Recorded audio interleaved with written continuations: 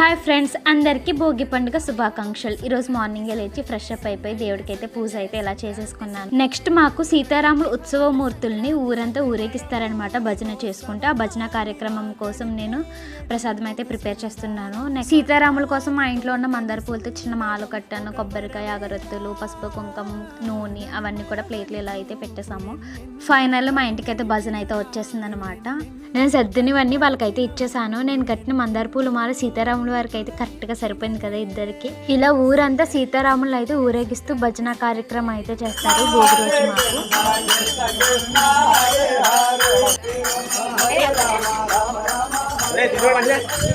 తర్వాత మేము అందరూ కలిసి గుడికైతే వెళ్ళాము. అక్కడ భోగిమంటను చూసి స్వామివారిని దర్శించుకొని ఇంటికైతే వచ్చేసాము. ఈ భోగి రోజు అయితే మాకు డే అయితే ఎలా గడిచింది, మీకు ఎలా గడిచిందో కామెంట్ చేయండి. Thank you for watching. Please subscribe my channel.